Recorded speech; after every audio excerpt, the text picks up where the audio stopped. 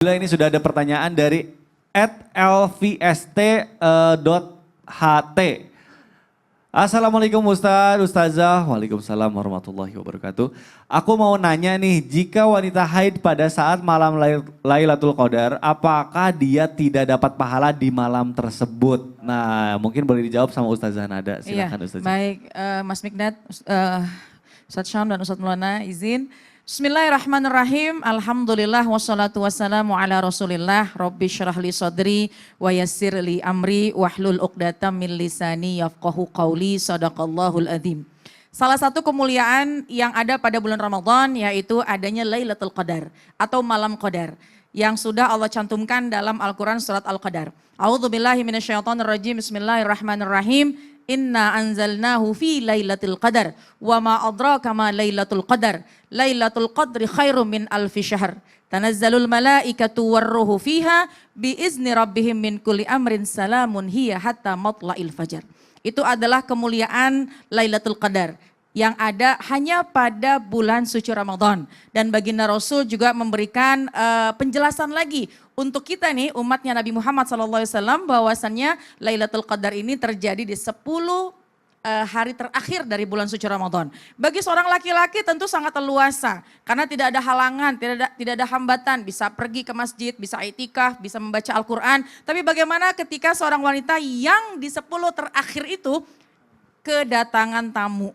Sedih banget, itu perasaan wanita tuh. Betul. Sedih banget ketika di 10 terakhir ternyata datang bulan, datang waktunya ya. Tapi sedihnya jangan lama-lama, kenapa? Karena banyak kok yang bisa kita kerjakan. Dan memang yang namanya kemuliaan yang bisa kita raih pada Lailatul Qadar adalah kita meningkatkan ibadah.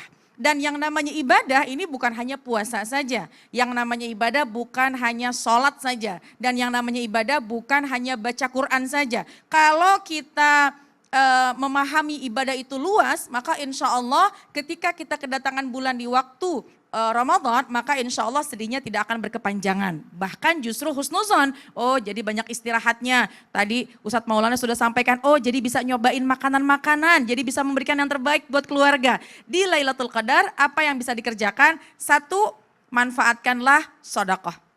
Sedekahnya tentunya tadi sudah disampaikan oleh Ustadz Syam bahwasannya ketika ada orang yang berbuka puasa karena di antara salah satu orang yang dirindu oleh surga adalah mut'imul ji'an. Orang yang memberi makan kepada orang yang lapar. Kalau memberi makan kepada orang di luar bulan Ramadan kita tebak-tebakan lapar nggak ya? Dia udah makan belum ya? Tapi ketika di bulan Ramadan sudah pasti hampir kita fahami, hampir semuanya itu orang berpuasa. Nah jadi mut'imul ji'an, memberi makan kepada orang yang berpuasa bisa kita lakukan tentunya bagi seorang wanita yang sedang haid. Tidak ada halangan, tidak ada hambatan ketika dia bisa bersedekah. Di masjid lagi ada kumpul-kumpul, kirim kurma, kirim air, kirim takjil, kirim kue, itu juga insya Allah bisa ternilai besar pahalanya di sisi Allah Subhanahu wa Ta'ala. Kemudian yang kedua berzikir.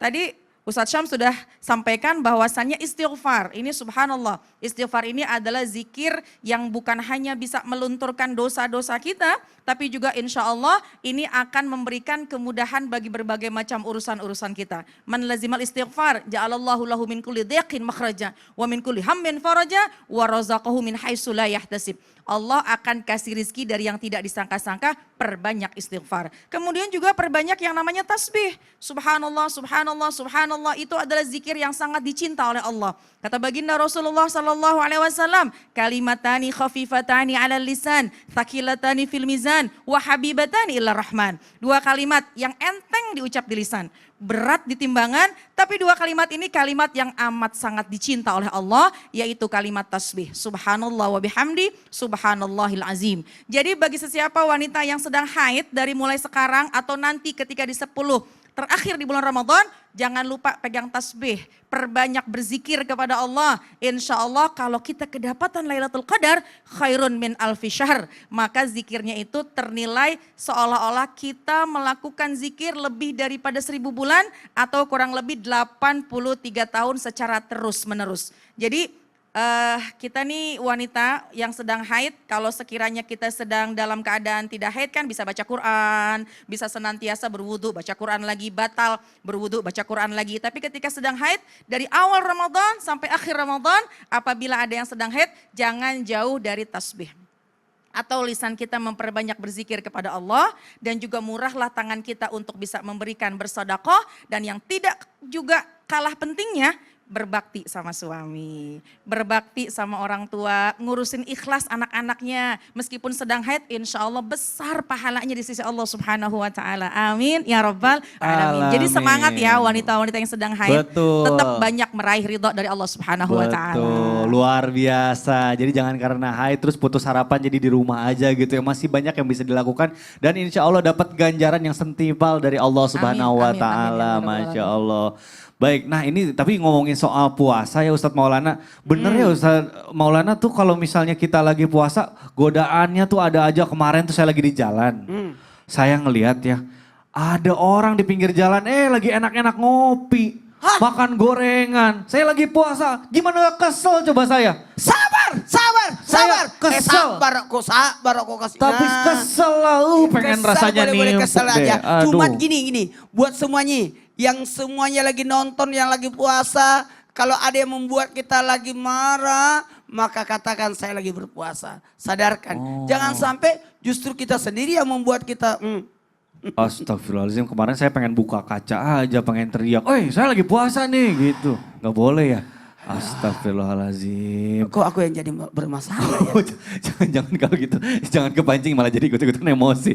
Ya udah deh, daripada nanti Ustadz Maulana jadi ikut-ikutan emosi, mending kita udah dulu nanti setelah ini nih, insya Allah kita akan kasih kesempatan lagi jamaah, insya Allah pertanyaan akan dijawab sama guru-guru kita. Tetap di Islam Indah, jamaah, jamaah, alhamdulillah. Emosi banget ya. Sabar.